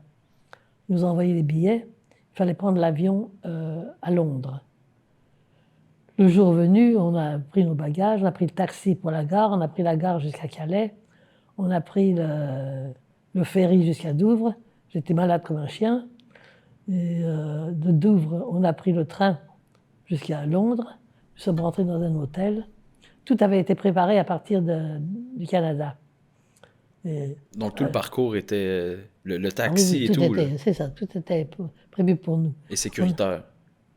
Pardon? C'était sécuritaire, Oui, toutes oui, les étapes. oui. On arrive dans l'hôtel, il y avait un grand panneau qui marque ici, on parle français. Ah, tant mieux, parce que jusque-là, il n'y avait pas un chat qui parlait français. Alors, maman, on va s'inscrire. Personne ne parle le français, sauf un monsieur qui habitait l'hôtel, qui venait des Indes. Lui, il veut parler français. Alors il traduit pour nous. On a couché là, le lendemain, on a pris un taxi pour aller à l'aéroport. On s'est monté dans l'avion restait 1 heure sur le tarmac, je ne savais pas pourquoi. Ensuite, l'avion a décollé, 1 heure plus tard, il revenait. Quelque chose qui ne marchait pas avec l'avion. Il a fait demi-tour, puis il est revenu à l'aéroport. Et il est revenu à l'aéroport. Finalement, nous sommes partis. Ça nous a, alors, d'abord, nous nous sommes arrêtés en Écosse, après en Irlande, après en Islande, au Groenland. Finalement, on a traversé l'Atlantique. Et en combien de temps? Ça nous a pris 24 heures OK. pour arriver. Donc, 4 vols? 24 heures, bah oui. On s'arrêtait partout. 3 escales. Oui. Wow. Ça vous stressait? Oui. Ça devait être votre première fois en Assurément. avion aussi? Moi, j'étais malade. Ouais. J'étais malade, j'ai eu le mal de l'air tout le temps. Ah ouais? En plus. Oui, en plus. Alors, arrivé à Gander, nous sommes arrivés à Gander, mais on n'a pas pu se poser à Montréal parce que, oui, j'ai oublié de vous dire que c'était la fin novembre. C'était le 15, le 16 novembre. Et alors à Montréal, il devait y avoir soit une tempête de neige ou du brouillard. On n'a pas pu se poser à Montréal. L'avion s'est posé à Boston. OK. Alors à Boston, on nous a servi, rentré dans un hôtel, on nous a servi à manger. Et maman me pousse du coude. Ils sont fous, ces Américains. On est en plein hiver, ils mettent de la glace dans l'eau à boire. Ah. On n'avait Ouais. pas l'habitude. Pas habitué du tout, hein? Non, c'est pas le même C'est climat. un luxe pour vous. Ouais. Non, c'était de la glace. Ouais. C'est pas un luxe du tout. Au contraire, on trouvait que c'était idiot. Que c'était Ben pas non, mais c'est ça, c'est parce qu'elle dit c'est l'hiver, puis ils mettent de la glace. Comme Ouais. c'est froid. de la pour glace eux. dans l'eau. OK. Ils sont fous, ces Américains. Ouais, On a dormi là. Le lendemain, on a pris le train pour arriver à la gare Windsor. Notre oncle est venu nous chercher. Voilà. Alors, notre oncle de Toronto, il aurait voulu que maman reste chez lui parce qu'il avait une fille de mon âge et une un peu plus jeune. Mais mon oncle de Montréal a dit, viens ici. Ici, on parle français, tu ne seras pas dépaysé. On parlait français, en effet, mais c'est comme si vous parliez chinois. Le Québécois. On n'a rien compris. On ne comprenait pas. Non. Je me rappelle, quand nous étions installés déjà, maman m'avait emmené je ne sais plus où, et on a pris un tramway. À l'époque, c'était les tramways. Et puis maman a demandé au chauffeur s'il voulait bien nous faire descendre à tel et tel arrêt. Il a répondu quelque chose. Moi, du haut de mes 15 ans, je me tourne vers maman. Maman, t'es sûre qu'ils parlent français, ces gens-là? On n'avait rien compris. Et surtout qu'à l'époque aussi, dans les années 40, le français québécois était très... avec les R beaucoup roulés, c'est... Ouais. Maintenant, on a plus Oui, neutralisé notre Le accent, niveau, oui. mais avant, c'était En compliqué. tout cas, on ne comprenait pas. Mais nous sommes arrivés donc chez mon oncle, ma tante. Il y avait une toute petite fille là, adorable. Il y avait aussi la mère de ma tante, qui avait un grand appartement sur la rue Mont-Royal, avec 5 chambres à coucher. C'est là que nous avons dormi. Le lendemain, maman voulait que je continue mes études en français. Alors, mais à l'époque, les écoles françaises étaient tenues par des religieuses ou par des pères, des frères. Alors elle a téléphoné à une religieuse d'école française pour demander quelle démarche elle doit accomplir pour que j'aille à l'école en français. Alors la religieuse lui a dit, vous êtes chrétien? Maman dit, nous sommes juifs. Ah, si vous êtes juif, ça va coûter, je pense que c'était $20 par mois pour que j'aille à l'école française. Bon, maman n'avait pas les moyens. Je suis allé à l'école anglaise, l'école commerciale que j'avais fréquentée à Paris. Alors, C'est le tonnerre. Un petit peu de tonnerre. Je ne sais pas si vous entendez dans le podcast, mais dans les studios, vous savez gros quelle tonnerre. heure il est? Il est 2h04. Bon, C'est il y a le correct. temps. À 3 heures, on vient me chercher. C'est bon, c'est bon. Ne vous inquiétez pas, on va regarder le temps. 20$ par mois à cette époque-là, ça équivaut à combien? C'était énorme. Ouais, Ça c'est équivaut quand à même combien beaucoup. aujourd'hui? Je ne sais pas. Non, c'est pas. Non, moi, je suis Un allé 300, avec- j'ai l'impression que ça serait un 300, 400 facile. Peut-être plus. Sûrement plus, selon Ouais. moi. 20$ à cette époque-là, on parle de en 1947, 47, 48. 48. Ouais, ça doit. Ouais, peut-être, là. Peut-être 3 Allez 4 faire vos recherches à la maison, mais je pense que Ça ça doit doit ressembler autour de ça. Ouais. Puis à ce moment-là, votre mère, est-ce qu'elle s'était trouvé un emploi ici? Oui, ma couturière, elle est allée... Encore couturière, c'est oui, ça? Oui, dans un atelier, elle est allée coudre. À Montréal. À Montréal, oui. Mon frère, qui était maroquinier à l'époque, mon oncle était aussi maroquinier.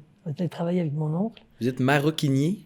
C'est vraiment le Maroquinier, terme qui pour... fait des sacs à main. C'est, Travailler le cuir, maroquinier. Ouais, c'est ça, j'avais jamais entendu. parce non plus. que... Pourquoi ça vient de... C'est quoi, le nom vient de où?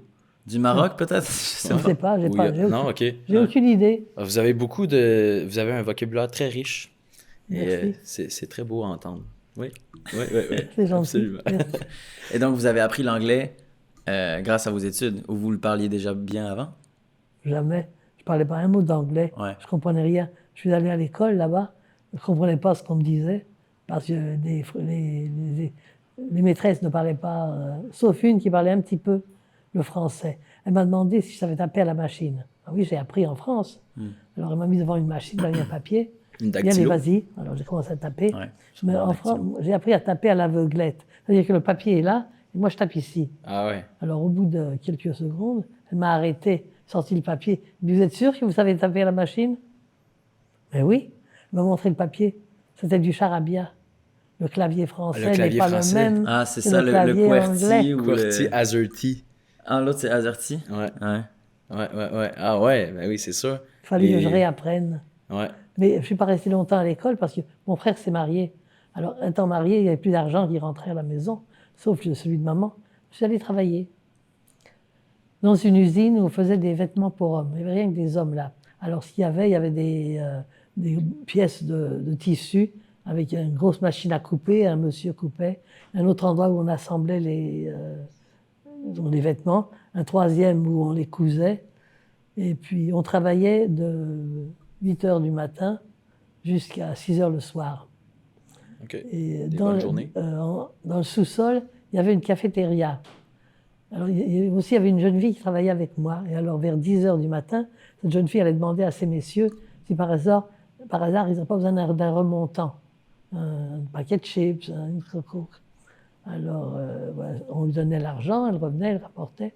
Moi, je n'avais jamais d'argent parce que je donnais mon enveloppe scellée à maman et elle me donnait 25 sous pour l'autobus, pour le tramway, et 25 sous au cas où je me trouverais mal, il faudrait que je rentre dans un restaurant demander un café.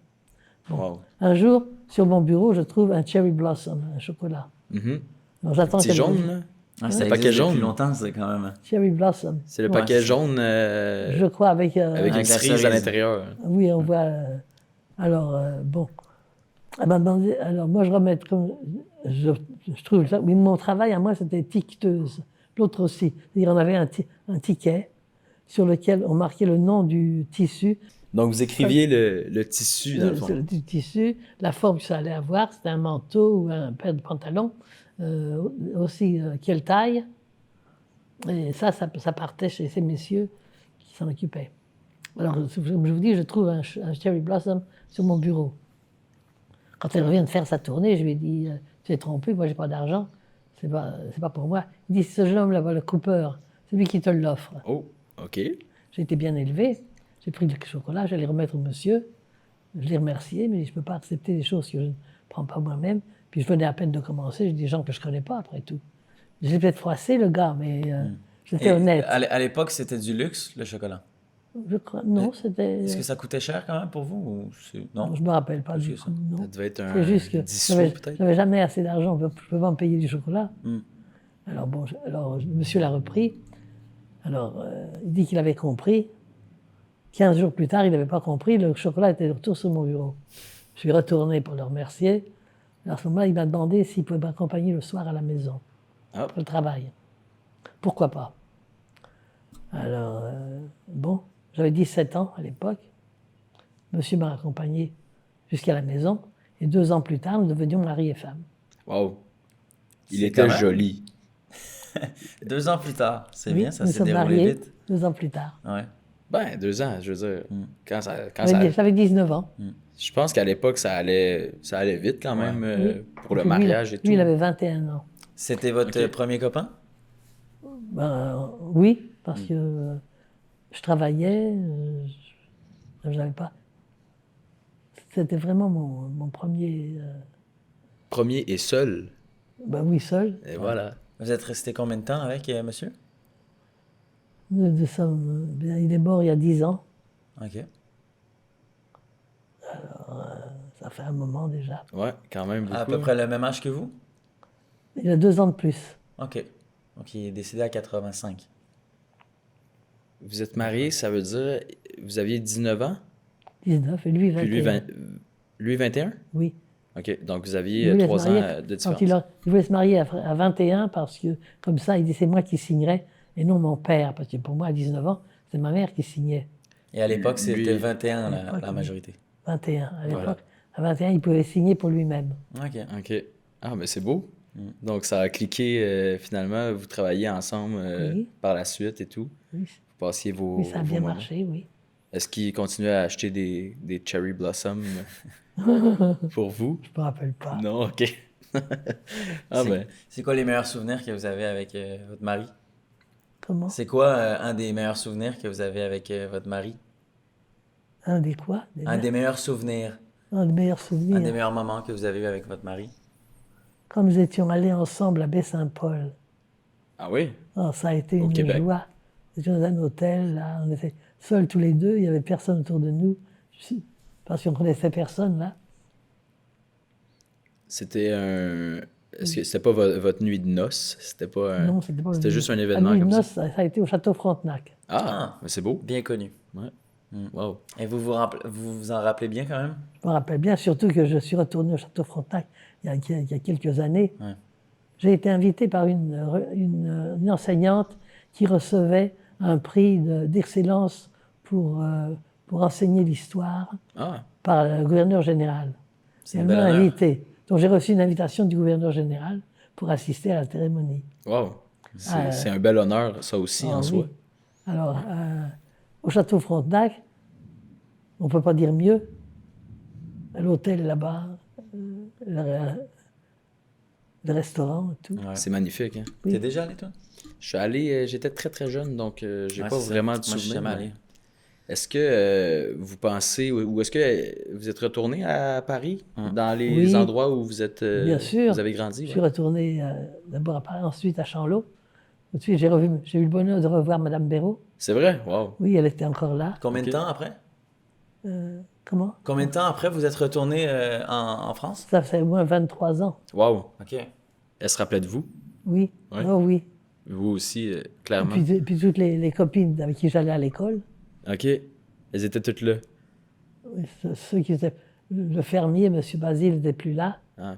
Madame Nisier, chez qui nous habitions, n'était plus là non plus. Et vous êtes arrivé en surprise? Ou, Oui. ouais, Oui, ouais. je suis arrivé parce que je n'étais pas à Paris, je suis arrivé à Marseille. J'ai des amis qui m'avaient invité chez eux. Et comme j'étais là, ils m'ont en voiture, on a fait le trajet en voiture pour arriver jusqu'à Chanlot. Ça fait une belle surprise pour vos Ah, anciennes oui. connaissances, clairement. Et sinon, est-ce que vous êtes déjà allé en Pologne? Jamais, Jamais. Jamais. C'est pas quelque chose qui vous intéressait? du tout. Non. Il n'y a pas de souvenirs de toute manière Ouais. là-bas, là, c'est ça? OK. Jamais. Puis Je est-ce suis né- je suis que... né en France et jamais, maman n'est jamais retournée en Pologne non plus. Non, c'est ça. Ils sont restés en sécurité ici. Ils n'ont pas vraiment... Ils ont pas redéménagé ailleurs. Non. Non, OK. Est-ce que vous vous sentez plus juive, française, québécoise? C'est quoi Oui. votre sentiment Les d'appartenance? Les trois? Ouais. Oui. Parce que vous êtes quand même arrivé jeune Je suis ici. très fière d'être une Canadienne québécoise. Ouais. Wow! OK, OK. C'est cool. C'est cool à entendre. Est-ce que vous êtes déjà allé en Allemagne? Jamais. Jamais. Et ça vous Jamais, intéresse je n'ai pas? pas j'imagine? l'intention d'y aller. C'est ça, hein? Je me rappelle, j'avais un vol pour Israël, je prenais un vol pour Israël. Et l'escale faisait.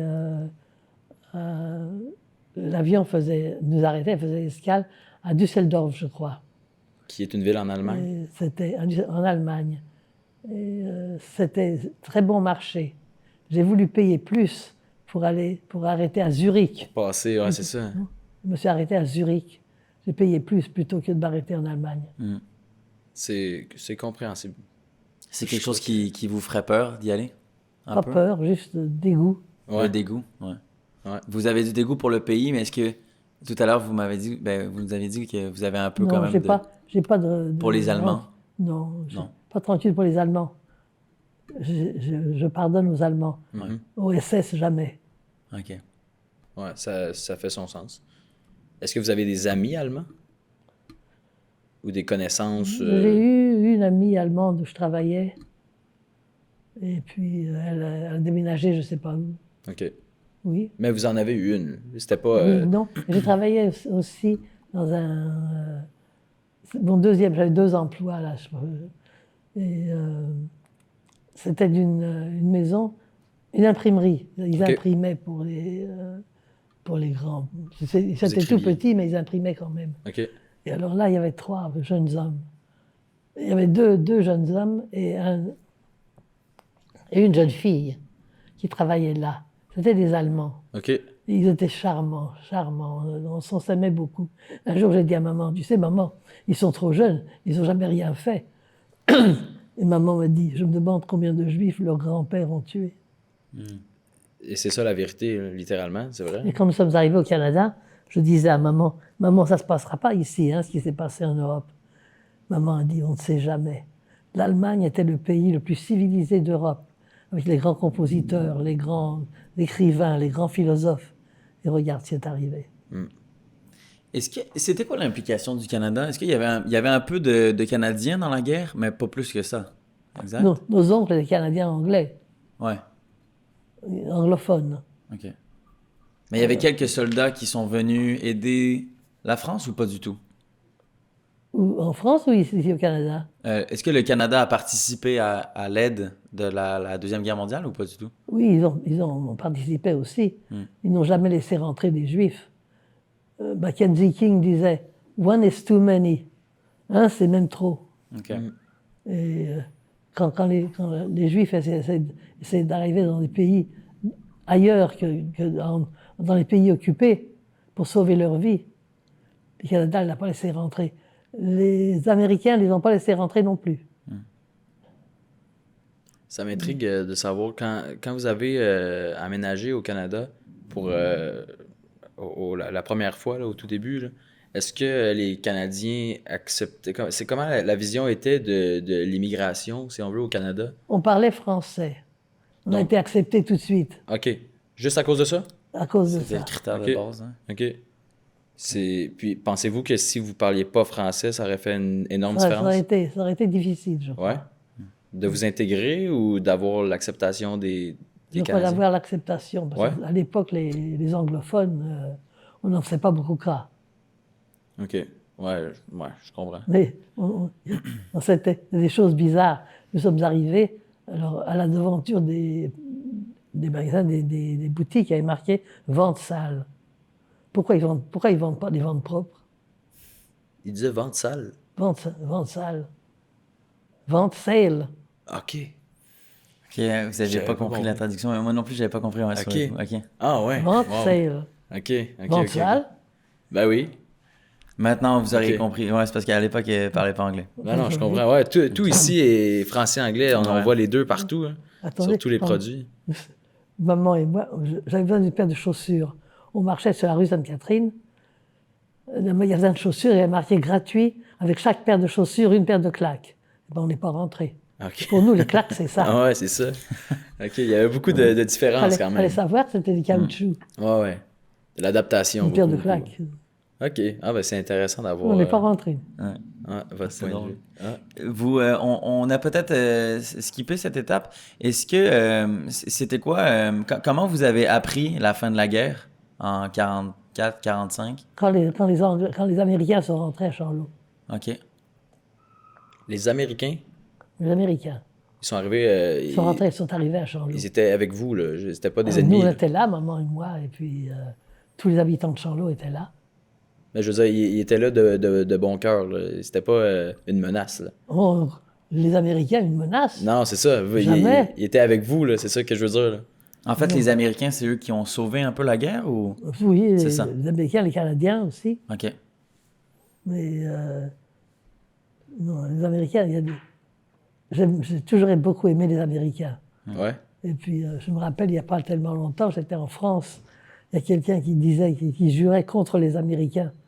Alors je leur ai dit, si ce n'était pas pour les Américains, vous parleriez tous allemand aujourd'hui. Littéralement. Et c'est comme vos sauveurs. Oui. Si les Américains n'étaient pas libérés, on serait resté à... Dieu sait ce qui serait arrivé. Ouais, c'est ça. On le sait pas et personne ne le saura jamais, mais bon. Est-ce que ça s'est fêté, la fin de la guerre, ou c'est venu graduellement, ou du jour au lendemain, tout le monde savait que c'était la fin de la Quand guerre? les Allemands, quand les Anglais, quand les Américains sont arrivés, c'était la fin de la guerre. Ouais. Alors, Vous étiez heureuse? On est resté un petit peu et puis nous sommes retournés à Paris. OK. Et pourquoi ne pas être resté...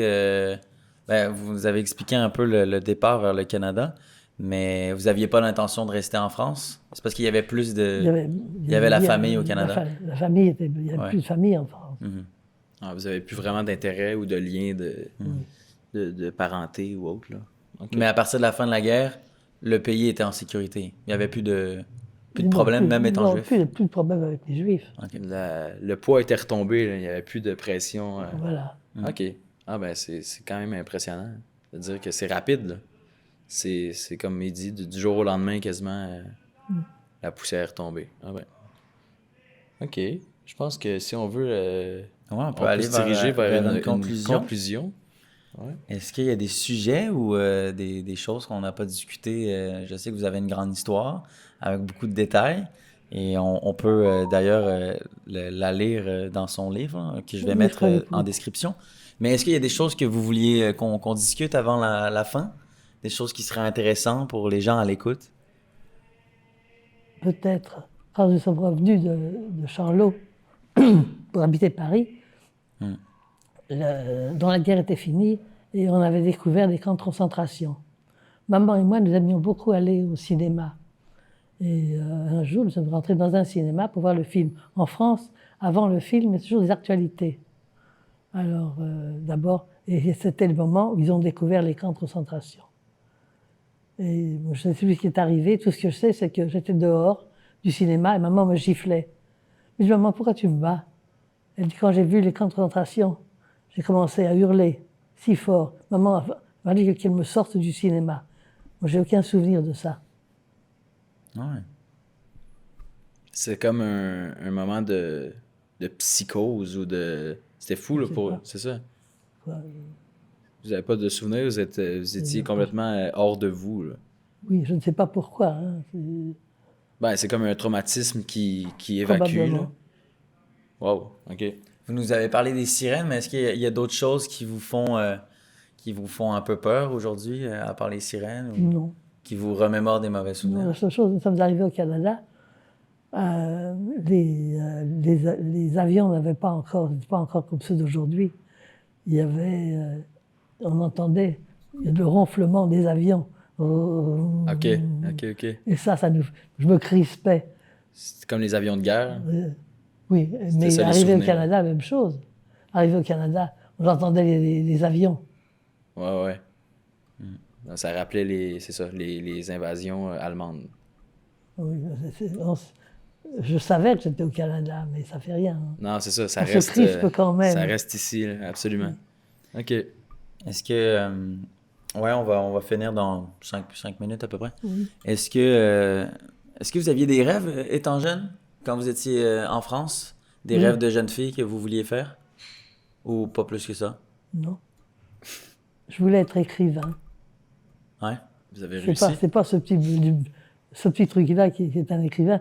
Je suis une gribouilleuse, pas une écrivaine. J'aurais voulu écrire. OK, donc votre livre, vous ne considérez pas que c'est un accomplissement de votre rêve?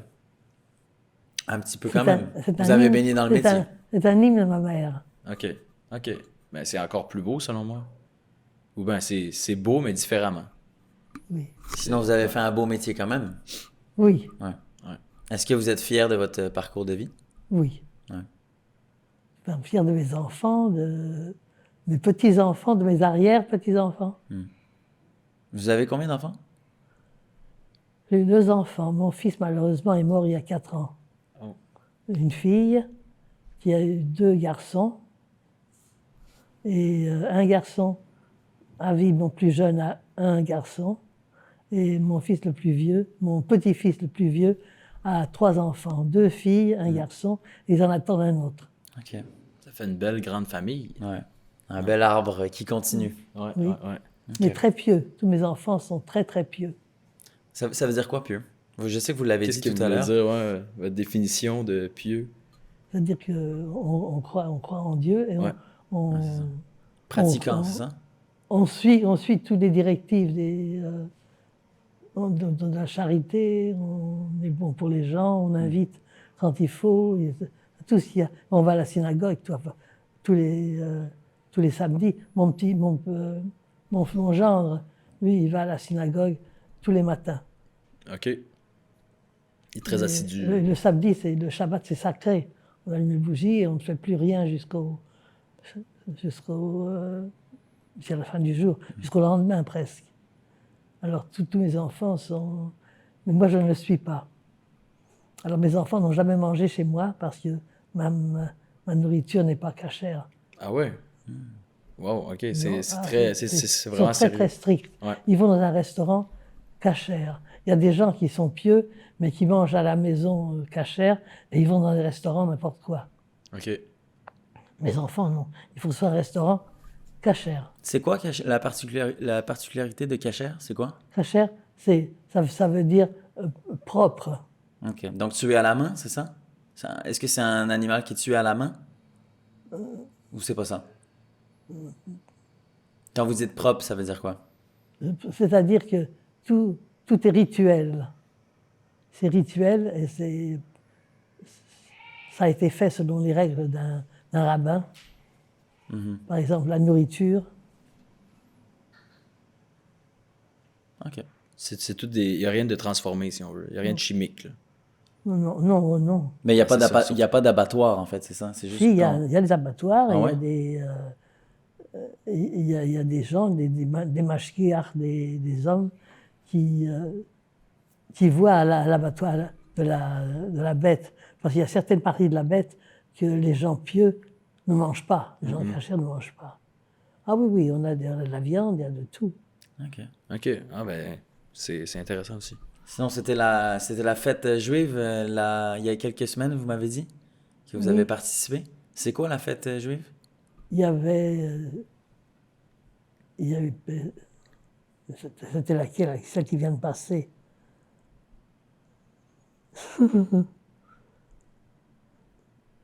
Je sais, j'étais invité chez ma fille. Alors, d'abord, il y a eu...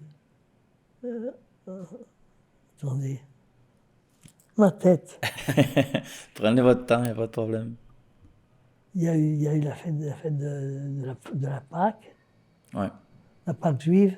C'était presque en même temps que la vôtre. OK. Ouais, c'est vrai, ça fait... C'est ça fait pas toujours si longtemps. la Pâque juive, parce qu'on considère, nous, les mois de 28 jours. Et je Ok. crois que vous aussi, seulement pour Pâques, vous prenez les 28 jours aussi. C'est jamais pareil chez vous. La C'est- Pâque ne tombe pas toujours en même temps. Non, je crois pas. Non, c'est ça. Pas Exact, toujours. ouais. Par exemple, Noël, c'est 25 décembre. Oui, toujours, c'est ça. Ouais, exact. Tandis Mais que Pâques, effectivement, c'est... Pâques, mais pas toujours. Non, exact. Donc, c'est un peu le même principe, mais décalé une petite... Après tout, nous sommes vos frères aînés. Ben oui. Voilà. Et voilà. Et voilà. Tout est dit. As-tu des dernières questions qui te... Est-ce que vous voulez brancher le titre de votre livre Comment? à la Si caméra? vous voulez faire parler un petit peu de votre livre ou faire la promotion de votre livre ou de ce que vous faites en ce moment? Non, ce que je fais, c'est je vais parler. Je donne des témoignages. Ah oui? Alors les gens, par exemple, au musée de l'Holocauste, les élèves des écoles arrivent, on leur fait visiter le musée, et ensuite je parle. Je parle de mon histoire, OK. pour qu'ils sachent au moins. Parce que c'est seulement par la connaissance que ça ne se reproduira plus. Vous aimez faire ça? C'est quelque chose qui vous garde en vie, j'imagine. Oui, en français et en anglais. Ça vous tient en santé aussi? Oui, des fois avec la maison, avec la fondation Azrieli, c'est avec eux que je voyage. Par exemple, je suis allé à Calgary, à Winnipeg. Avec le musée, je suis allé à Terre-Neuve. Ça vous fait voyager un peu? Oui, pour parler aux élèves, aux écoles. Et je leur raconte mon livre.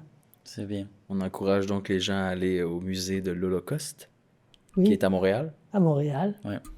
Voilà. Et je mettrai le livre à Muguette en description. Est-ce que vous aviez une question pour nous avant qu'on finisse ce podcast? Pardon. Je vous laisse boire votre gorgée pendant que vous y pensez. Ou un dernier mot à la Un caméra. dernier mot ou une question, ouais. Non. Non?